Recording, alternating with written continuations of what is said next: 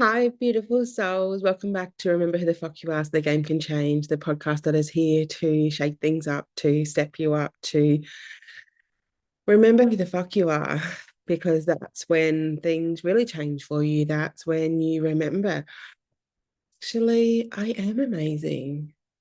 Actually, I can do this. Actually, I'm allowed to speak my truth. So, this week's episode is continuation of my truth. So for those who are returning, hi, thanks for coming back. For those who are new, welcome. Hi, I'm Kira Marie. So I have been doing my truth parts in parts. So instead of just going through little snippets of what's happened in my life and putting it into like one episode. This girl has been through a lot. So I wanted to honor each part of those and not just skim over them and not just talk about what happened and almost the like poor me and the feel sorry for me type of thing. Um, that's not what I'm about, right? So I'm here to help and to teach and to get you to look at your life from a different perspective and understand that in the storms come rainbows and that there is always things that you can learn from, things that have happened and a different perspective you can look at it from and a different awakening that you can bring out of things that have happened. So if you haven't already, I invite you to go back and look at my podcasts, and they are titled My Truth and then Part so and so, and then what it's about. So today, my truth is in regards to my mum. So I've been through my abuse, and I've been through my dad stuff, and now moving into my mum. So let's dive right into this episode. So, my loves, my mum, oh my Lord, my mum. My mum was such a beautiful soul. She really was. Full of life, full of laughter. Even last night, my husband and I were on the couch and we were watching a show called oh man, it's on 10, Channel 10. Um I I cannot think of it. I can see like the picture, but I can't. Oh my goodness, I can't. I will put it up on YouTube now as to what it was. Um anyway, it's just a bunch of comedians that go through snippets of the news and things that are happening, and they need to guess what happened. And just hilarious, some of the things would come out with, and stories that they would think that it was, or um, yeah, and just some of the weird and wacky things that happen. Um, in our world. So I was absolutely pissing myself laughing. I was like in stitches. And that's one thing that I have inherited graciously from my mum, and that is her laughter. I remember when we were kids, my auntie had a whistle for her kids to for them to know, oh, hang on a minute, that's my mum. Where is she? What's going on? Um, so if we were to go to a shopping centre and we're in a department store and my cousins had walked off, they would then well, auntie would whistle and they would then know where she was. All my mum needed to do was laugh. Her laugh was so infectious and it was so loud and so unapologetic. And it was just pure joy. And so last night, when we're watching this show, oh my goodness, I still can't think of what it is. And I was just so so funny. You know, when you just get into that like laughter. Anyway, my triplets had gone to bed, and one of my girls come down. She's like, Mum, can you stop laughing so loud? Like it's so loud. And they're upstairs. I was downstairs. I'm like, no, but you can shut your door.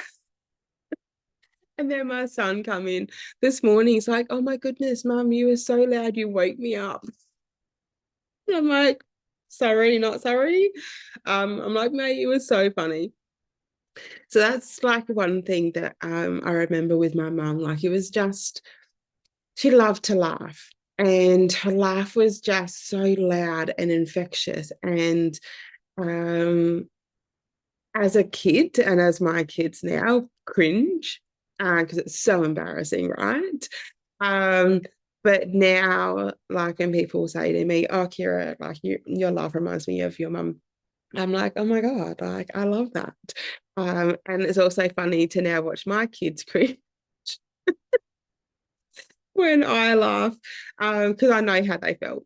Um, so yeah, growing up with my mum, she was so involved with everything. She was involved with our sports, and she was very vocal, not only with her laughter, but then also with cheering on and things like that. So she learned pretty quickly that she's probably best to go and score. So then she couldn't talk, or she couldn't yell, or she couldn't have a go at the umpires. So she quickly learned to score the games, and she would do that, or she would be team manager, whatever role she could. And the scoring then led to statistician. Um, so she would do the stats on basketball games that led to the local seniors games, to then led to NBL, which is National Basketball League in Australia, and then actually led to her going and being selected to do the Sydney Olympics, both the Olympic Games and the Paralympic Games.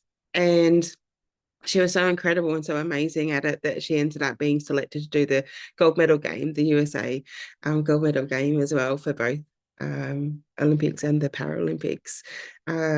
So she took what just started as something she did to stop having to or forcing herself to be quiet and restrained, that led her to an incredible opportunities and experiences. So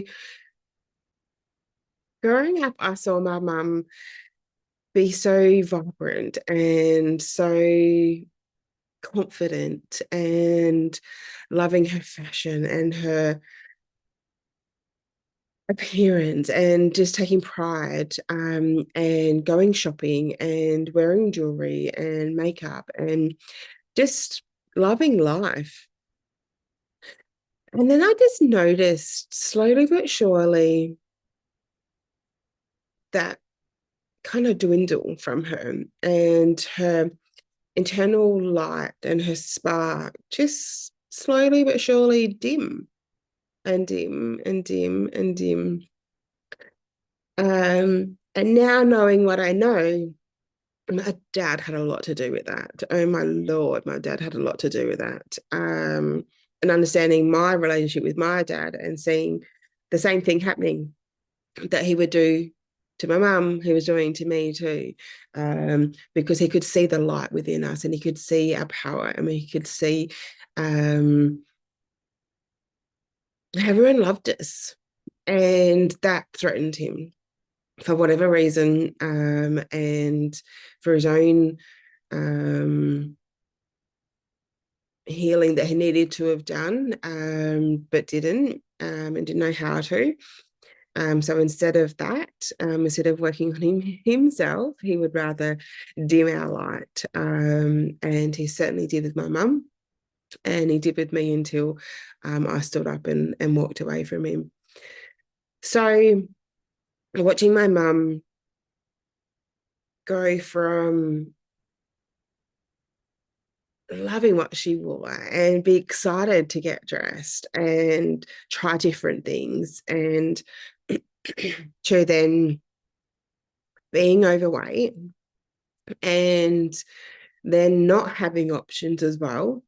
Back in the 90s, early 2000s, there wasn't a lot of options for plus size. There really wasn't. There certainly wasn't like there is today. And we still got a long way to go with the fashion industry. Excuse me. Um, but it's definitely improved from back then. So there wasn't a lot of options for her. But then also, she just lost her spark. She really had, even after my dad telling her that he had fallen in love with someone else, and asked her to move out and wanted a divorce. Um, which she did. I'm only laughing because things didn't work out well for my dad and his loved one, um, the one that he pronounced his love for. So that's the only reason why I'm laughing. Um, so yeah, my mum moved out, bought a house down near the ocean, and he still had um, control over her, and he still had like was manipulating her, which is really sad, really sad. Um, and she just, yeah, she never recovered. She really didn't. So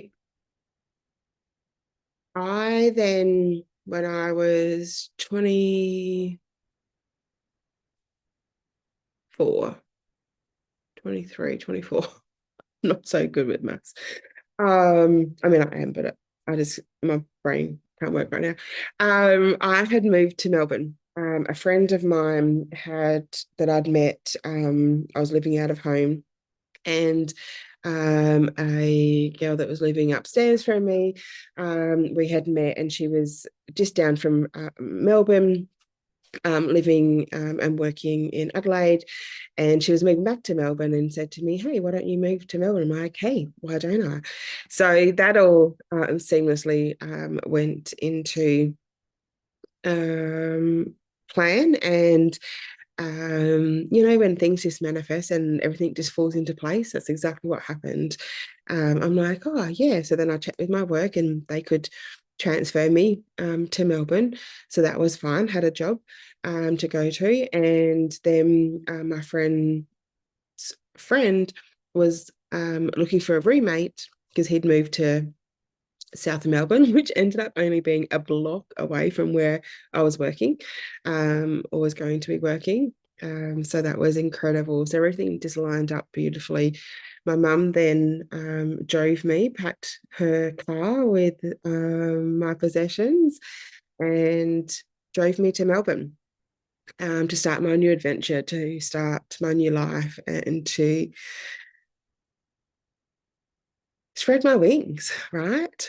I was in my early 20s, single, and ready to, it's coming to my mind, ready to mingle. Hilarious. I was just, I was excited for the next chapter. I was excited to move away from Adelaide. Adelaide, where I grew up, is very much like a country town. Like it's just a bigger country town. And they say that there's 60-degree separation in the world, whereas in Adelaide, I swear to God, it's like 2 degrees of separation.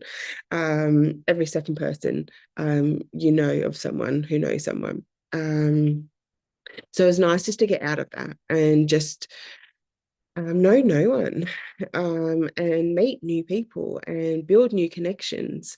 So I embarked on that. So I moved the end of October, and 2005. And yeah, I was just living life. It was just incredible. I had moved into a apartment complex that was 8 stories high. So view was really, really amazing. And um, it was just a short walk to the city. It was a short walk to the markets. It was a very short walk to work.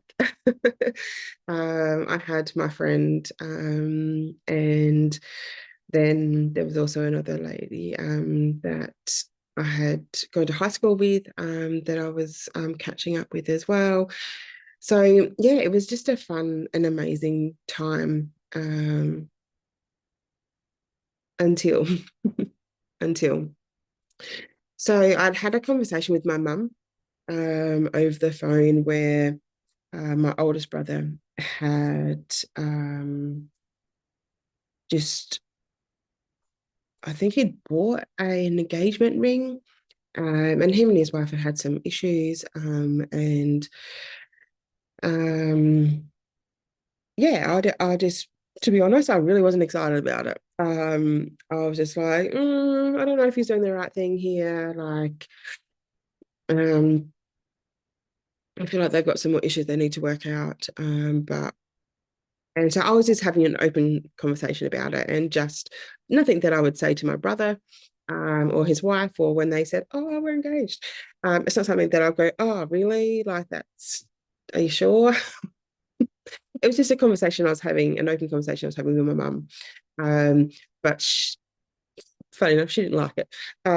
So we had a bit of an argument about it, and um, then and obviously triggered her.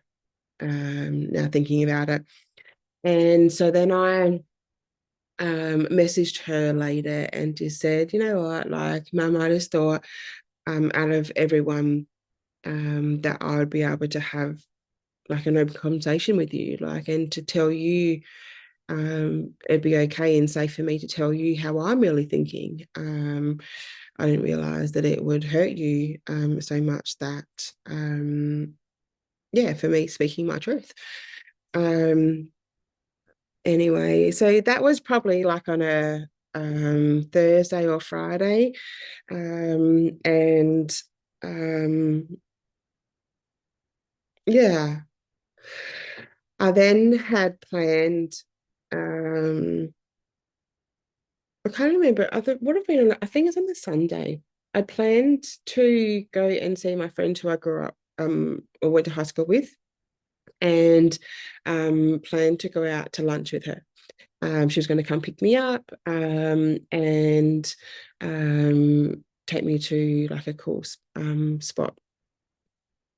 So I was getting ready in my apartment. My roommate was there, and I had my phone ringing, my mobile phone ringing, and I'm like, oh. So then looked, and it had my older brother, his name pop up. And I'm like, oh, I wonder what Jason's got, what he's up to. It's not a normal thing for him to call me. So I answered the call, and to my surprise, it actually wasn't my brother. It was my brother's friend, Dave, and he's like, "Oh, hey, Kira, just wondering, like, um, are you home?" And I said, "Oh, yeah, like I'm just in Melbourne, like just in my apartment." And he's like, "Oh, you live in Melbourne?" I said, "Yeah, like I moved here like a few months ago." And he's like, "Oh, okay, hang on, can I just call you back?" I'm like, "Yeah, like sure." Fucking odd. So I hung up, said to my roommate, geez, that was like weird. That was like my brother's friend, and like it's gonna call me back. And then didn't think too much of it, to be honest, but it was just like, oh, that's weird. Um, and then he called back, and he's like, "Oh, hey Kira, sorry, it's Dave again." I said, "That's all right." And he goes, "Oh, sorry, I didn't realize you were in Melbourne." I said, "Oh, yeah, that's okay." He's like, "Oh,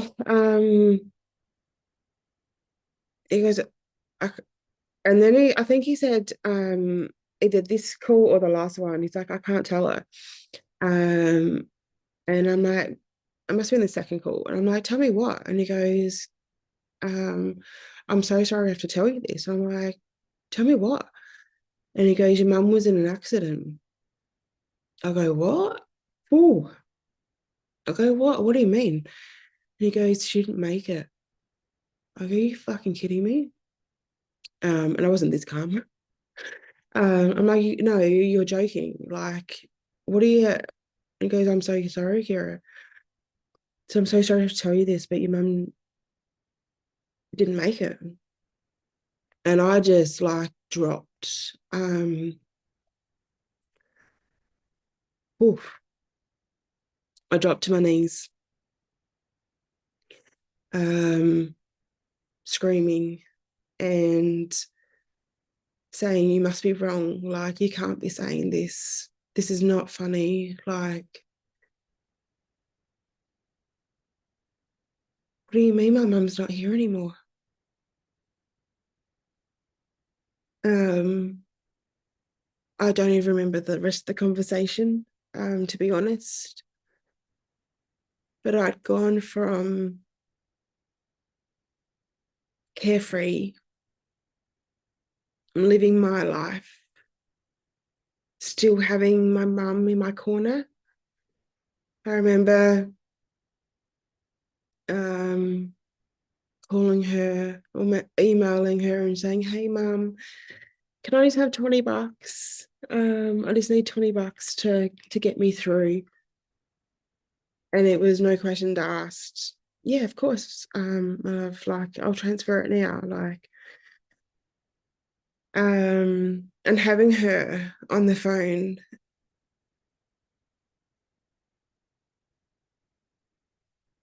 and being able to have those open conversations about how I was really feeling about things. She was my one person. She was my only person that I felt safe with, that I felt safe to open up to.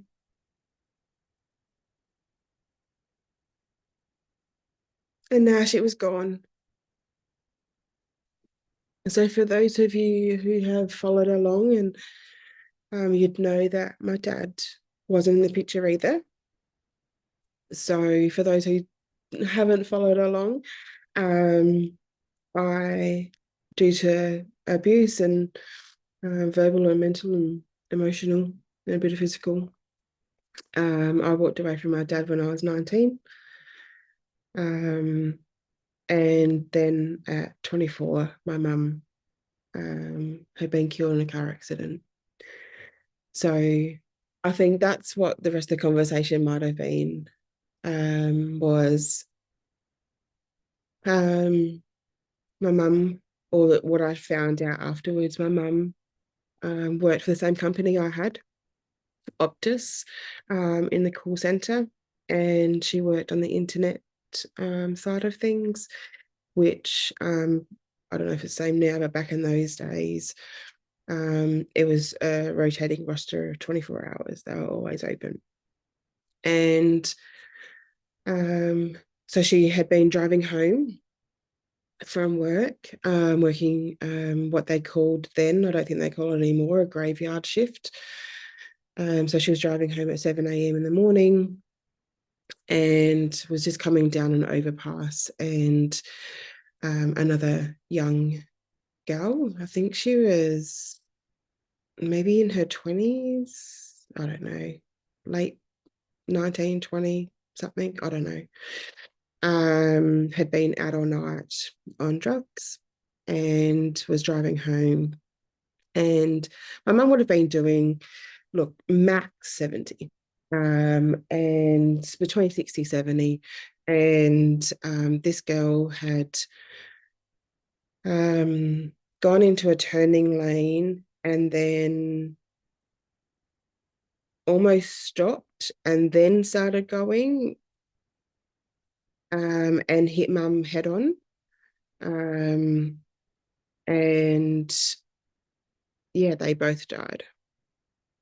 Um,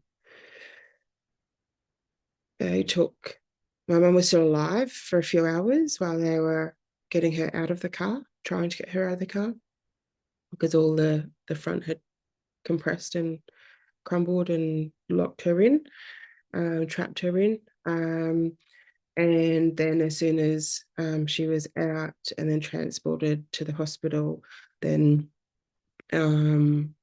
she bled out and internal bleeding and died on the way to hospital.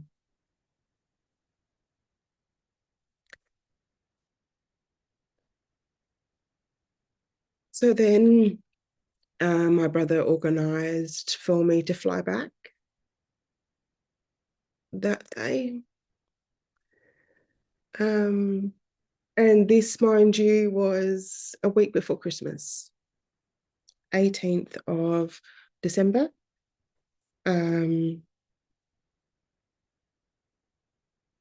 week before Christmas, 2 weeks before New Year's, and 3 weeks before my birthday. So in a space of 4 weeks, we had her anniversary of her death, Christmas, New Year's, my birthday, which took me a long time to not have it affect me and not have a downward spiral leading up to and then afterwards. So my husband could see the pattern forming, and then so it was probably a good 2 months where I wouldn't be okay. Fair enough too, right?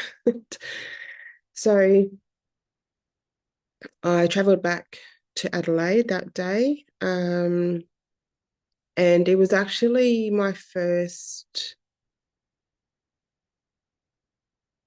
inkling or first insight into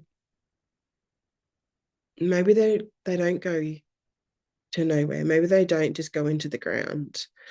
I was sitting on the airplane. It was a full airplane except for my row. No one else sat in my row. It was just me. And as you can imagine, processing what had just happened, what I was walking into, what was in front of me, not having our dad either. And that meant it solely was our responsibility and role to deal with her finances, her house, all of the admin that happens when someone dies. And being in our early 20s was a lot to deal with after having to deal with our dad. And I would go in waves of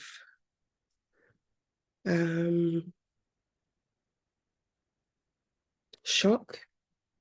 I was going to say calmness, but shock, and then emotional release. And I remember just wanting to hide for a moment. So I went into the bathroom of the airplane just to cry my eyes out. And then when I come out, realizing that it wasn't as soundproof as I thought it was. And the flight attendant asked me if I was okay, and I said, "Oh no, no, not really." And he said, "Is there anything I can help you with?" And I said, I'm just flying back to Adelaide. My mum was killed in a car accident today and this morning. So probably not." And he's like, "Oh my God, like, I'm so sorry. Can I offer you some free water?" Bless his cotton socks. And I'm like, "Sure." So I went back to my seat, and I had been, it's when you had headphones back then, and I'd had him in, and I remember I think I was watching something on the TV, and then I get back to my seat and I put the headphones on, and there was a song playing, and I'm like, that's not on the TV. That wasn't what I was listening to. And it made me like, I went to go change it, and it made me stop for a second and listen to the words. And I wish I knew what that song was.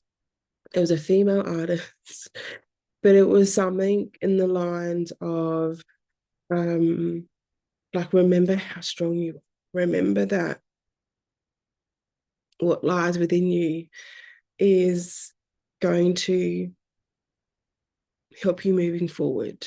Um, and the strength you have within you, um, which then also tied in with when we were organising Mum's funeral, and a friend was putting together photos and things that, like a slideshow. He went through her computer and he came across, she was into digital scrapbooking, and he actually came across um, 4 digital scrapbooking pages that she had been working on before she passed away. And with mine, um, there was a quote on there that she used, and it was, what lies before you and what lies behind you is nothing compared to what lies within you. I still remember that quote so clearly. And it's so true, because it didn't matter what happened, and it didn't matter what was in front of me, because what lies within me is so powerful. That's what I do now, right? And that's where my healing, um, and that's what remember who the fuck you are so the game can change is all about. It's not about what's happened to you, it's not what's coming. It's about remembering who you are inside of you, what lies within you. And it's removing all the stuff that people have tried to put on you and dim that light, like my dad did, and remembering what lies within you and who you are. Um, so yeah, it was just a beautiful gift that she left us, and a nice little surprise as well. So um, I stayed for the funeral, and decided that I would move back to Adelaide for the next 12 months to go through all of her affairs and take on that role of doing it, and um, our work, Mum's work, my work, Optus, were amazing, and they um, offered to transfer me back to Adelaide. But I used to work in the same office building as my mum, and I couldn't go back there. Um, yeah, it was too much. So they offered to move me to the city office, which was great. And then, yeah, I did what I needed to do, and got the affairs dealt with, and all the paperwork and all the bits and pieces. And then I ended up moving back to Melbourne almost a year to the date, um, to embark on what I had begun. But this time I didn't move back in with my friend's friend in South Melbourne. I ended up moving back in with my friend who I went to high school with. And she lived on, it's called Newport, and it was a beachside suburb. So that was a new adventure, and just a new start that I needed to take and embark on. And really, like, and that's what I was saying to begin with, is is looking at things from a different perspective, because and realizing there's, so that's my son just going up the stairs, he's homesick.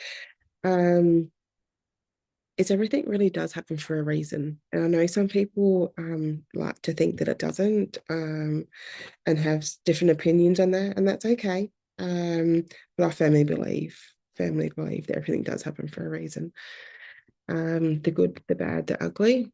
Um, and that includes my mum's death, and her transition to the other side and the other realm, because she could help me more from the other side than she could on this side. And that started my spiritual awakening. It was that moment in the airplane where I'm like, hang on a minute, there's something to this. I need to listen to this. There's something like, this isn't by accident. And then I also remember when I stayed at my mum's house one night, and I woke up and had dreamt that my mum was still here, that she hadn't died, and that I now truly believe it was a visit from her, to let me know that she was okay, um, and that um, she was still here, because it was so real.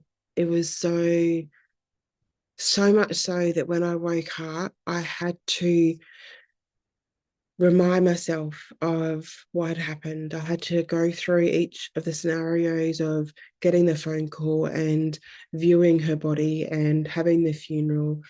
I had to relive that all. So I had to just relive it through each of the steps again, that she really had passed. And now knowing and understanding that it was a visit from her, I didn't then.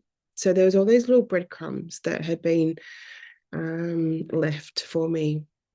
Um, so then it sparked my curiosity of wanting to seek a medium, to see if she could connect with mum. And I ended up having a session with a chick in Adelaide.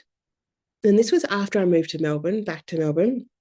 I didn't come to Adelaide for a holiday or for a week or a weekend or something. I don't know, it was a trip back. And a lady that I'd met um, in Adelaide, she had a friend who was a medium, and she gave me her details, and I went and saw her. And my mum definitely came through.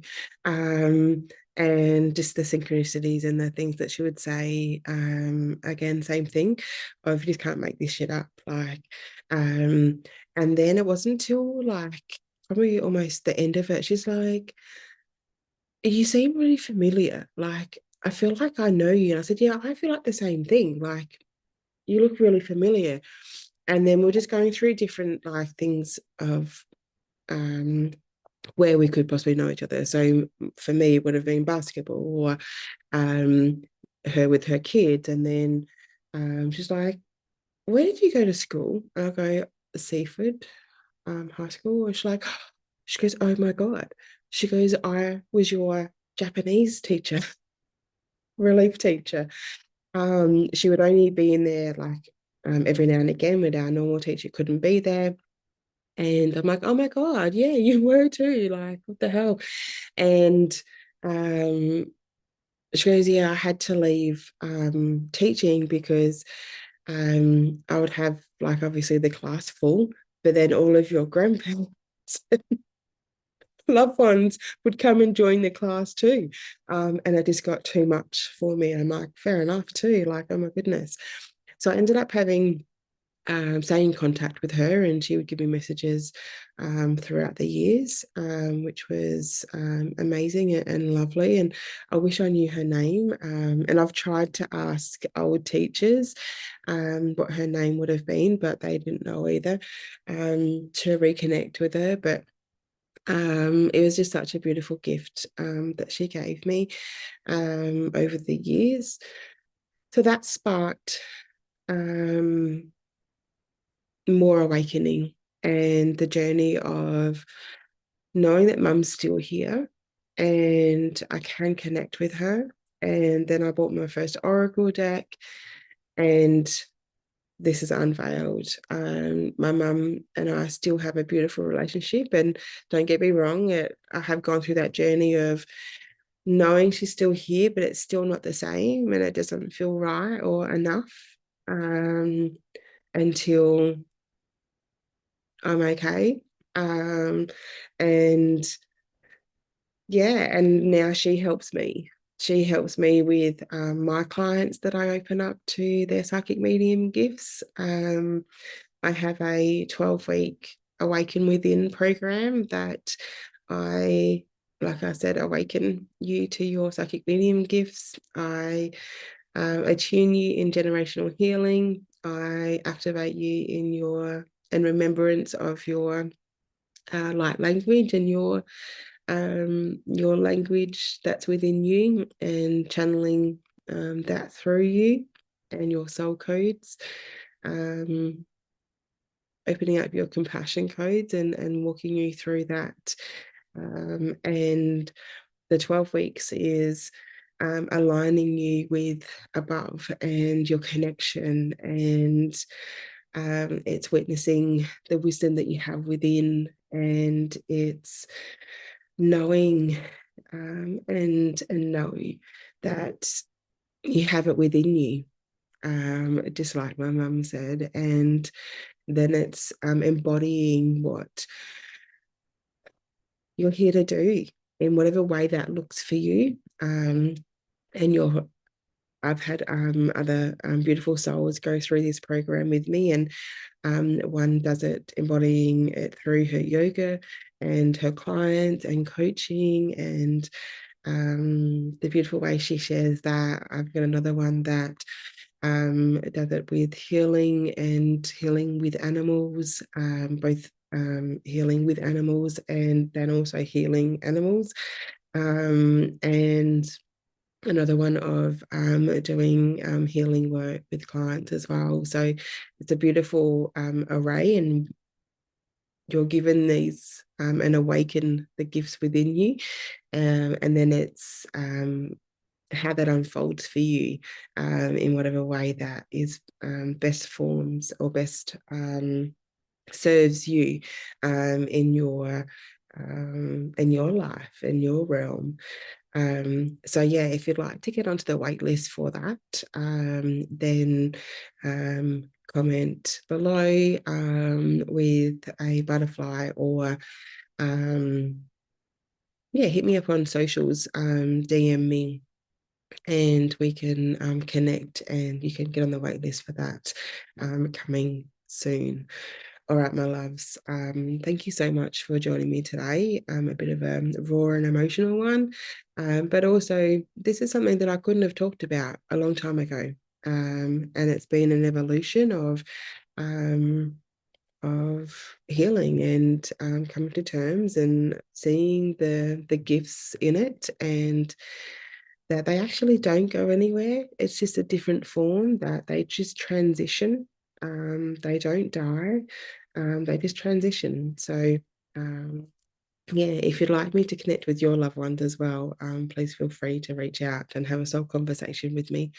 All right, my love, sending you so much love, so much light, and I will see you on the next episode. Bye.